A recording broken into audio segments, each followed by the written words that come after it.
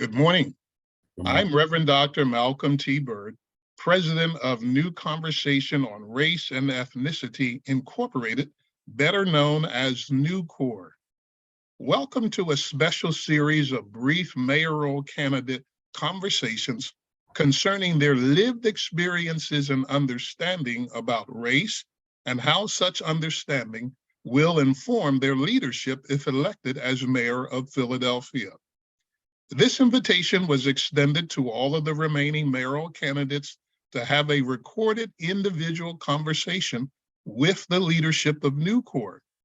2 mayoral candidates accepted our invitation. These brief conversations will subsequently be posted on the website and social media platform of NewCORE for public viewing beginning on May the 1st of 2023. NewCORE is nonpartisan and does not make political endorsements. It simply wants to help voters and other citizens to hear directly from prospective leaders on race that is direct and clear. In Philadelphia, the strong current of race seems to affect or influence the social climate and flow of public life in our city. Leaders must be courageous, sober, and intentional in how they accomplish public policy and lead our city. Today, we will hear from mayoral candidate, former councilman Allan Domb. And before we hear from him, some of NewCORE's participating leaders are present, and we invite them at this time to introduce themselves before we begin our conversation with the candidate. I'm pleased at this time to welcome NewCORE's Vice President, Dr. Marsha Brown Woodard, to share NewCORE's mission and vision. Dr. Woodard? Good morning. It is good to be here, and we're grateful for just this opportunity for this conversation. NewCORE has been in existence for almost 15 years now, and our mission is to harness the power of sincere conversation about race and ethnicity. And we use it to break down barriers, facilitate mutual understanding and respect, to build bridges and promote truth, justice, and reconciliation. As we do this and as we fulfill our mission, we fulfill it through conversation, because we believe that conversation is action. We create safe space to share the things that make us uncomfortable. We move past the limits of polite chat to form trusted community conversation to form trusted community. Conversation, as we define it, is valuable in and of itself. It need not be only a vehicle to other action. Conversation is action. And we are committed to using the power of conversation to positively transform people and situations. And so in this time of conversation, it helps us to fulfill our mission and our vision of conversation being a way to build community. And our colleague, David Brown, has joined us, and he will continue us as we move toward conversation. Good morning, Mr. Domb. Good to see you again. You may recall that just last week, you and I were standing in line together at Hernan Huaracaro's wife's funeral. And so it's good having a chat with you then, and building off of my colleague, Dr. Brown Woodard's kind of preliminary about what we're doing. We'd like to really ask the first question about how has your life journey been informed by your understanding of race, and how that might impact what you might look to do if elected as governor. Well, thank you, and good morning, everyone. Thank you for having me here today. I appreciate the opportunity, but I guess I can only share with you my experiences. I'm Jewish, and I will tell you, my grandfather came here from Poland in 1916. He was one of 11 children who had spouses and kids, and his parents, they were all killed in concentration camps, wiped out. He was the only one who made it here.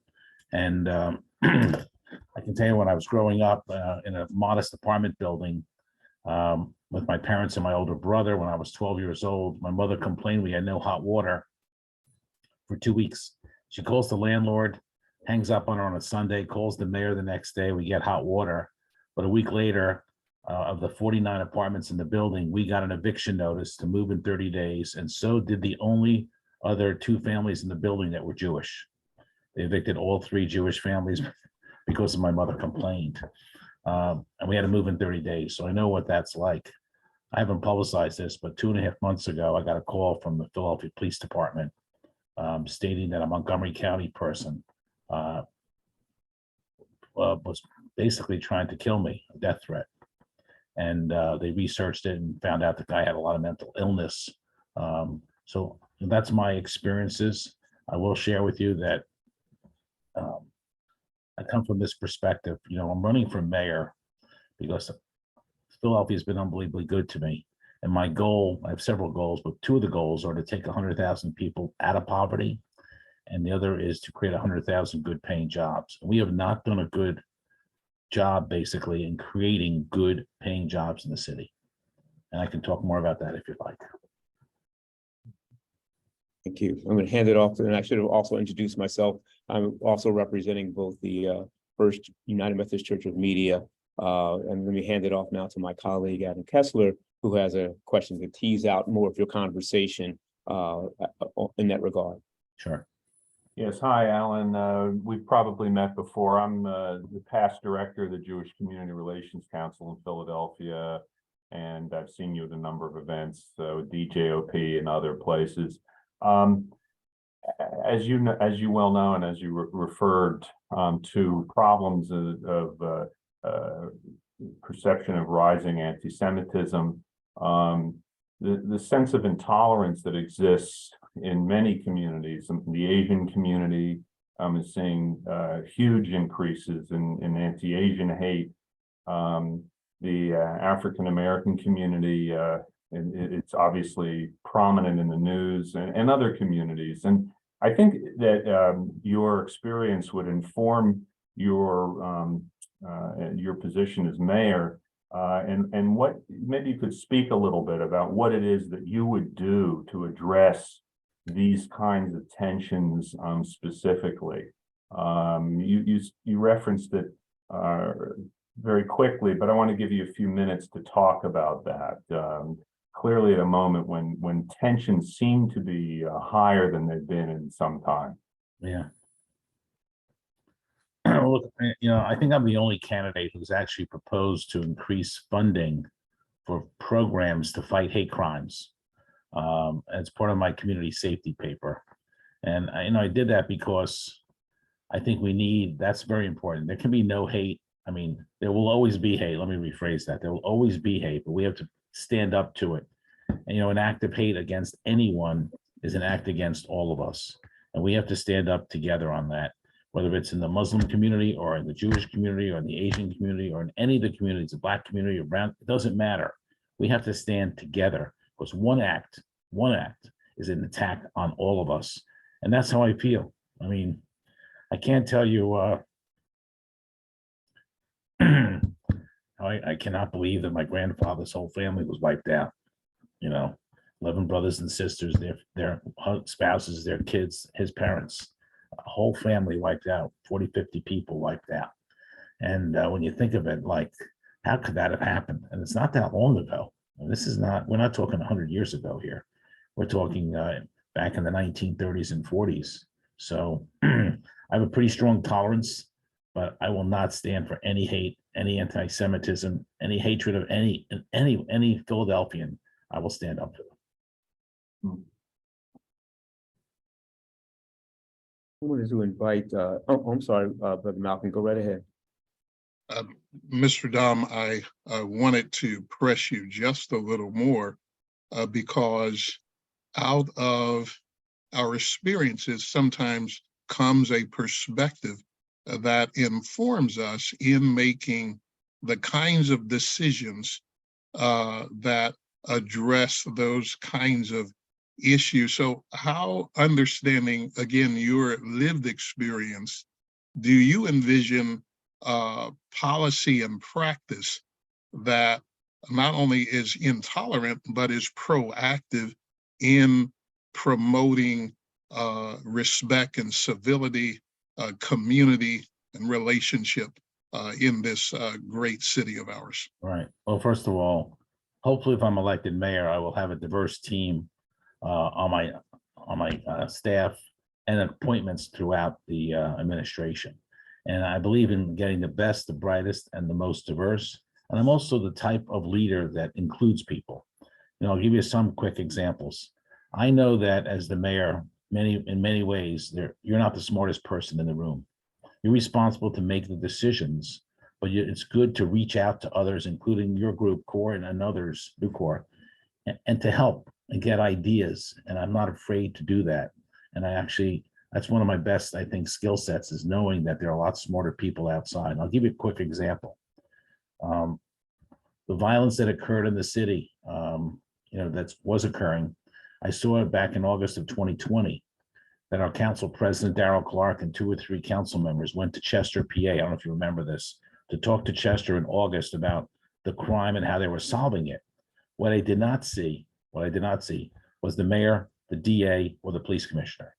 So the next day I picked up the phone and called the police commissioner and said, Commissioner Outlaw, we're operating in silos. We need to be together. We need a leader to bring us together.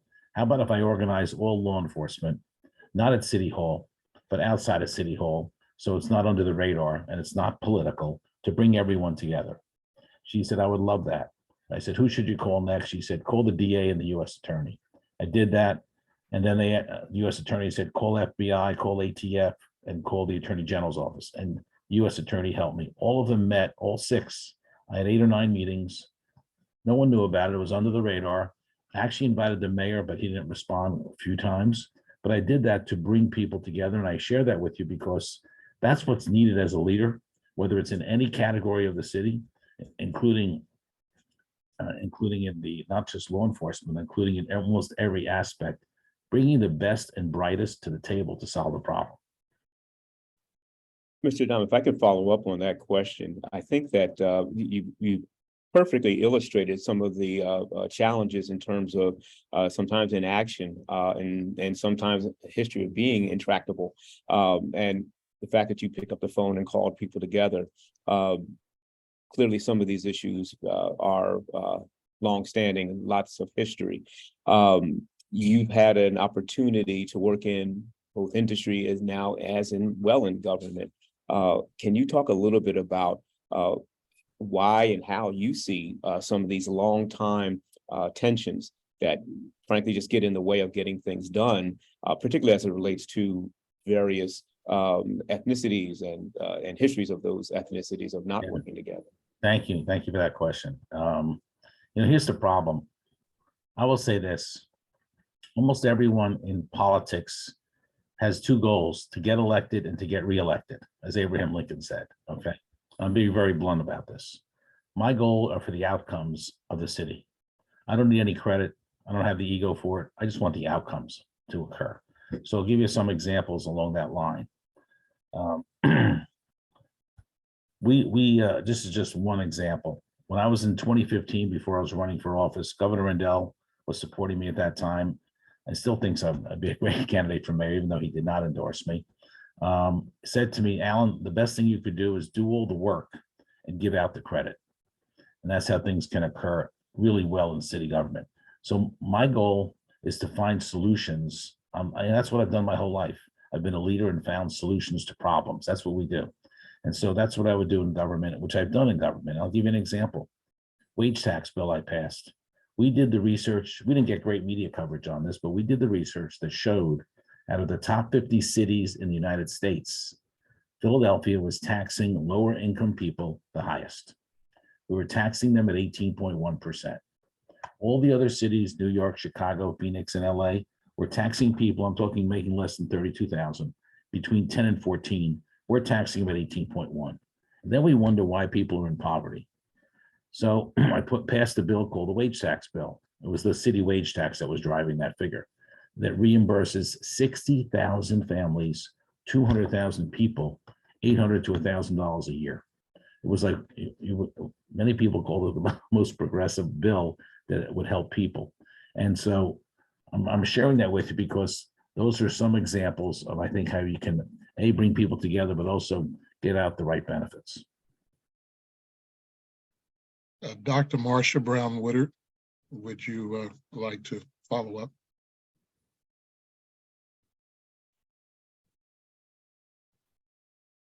No, thank you.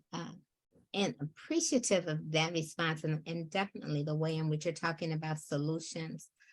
Wonder if there are ways in which you would envision conversation being a part of getting those solutions, and who are groups that you would strive to encourage conversation with, or more, I guess, more long-term work than just the immediate issue at hand. Right. So let me just say this. I'm an inclusive person. I'd include everybody, including NewCORE and others. I think everyone can add value at the table. You know, am I going to have a hospitality cabinet? Yes. Am I going to have a public safety cabinet? Yes. I can go through the list. I mean, I want to bring more people into government, because the one thing I learned when I announced for mayor, so many people reached out to me and said, I love the city. I want to help. We should engage them. People have really good ideas outside of government, really good ideas. And I think that's my goal, is to be a convener and to lead. This mayoral election is about one thing, in my opinion: leadership. We have problems in public safety. We have problems in affordable housing. We have problems in poverty, education, and good paying jobs. But this is about leadership, because leadership can solve these problems by convening and bringing people together to get the right results. Now, let me say this: there are not many people who could have brought together the DA, the police commissioner, the US attorney, FBI, ATF, and the Attorney General's office in 8 or 9 meetings. Now, the DA came to 5 of them. The police commissioner came to all, and so did the other people.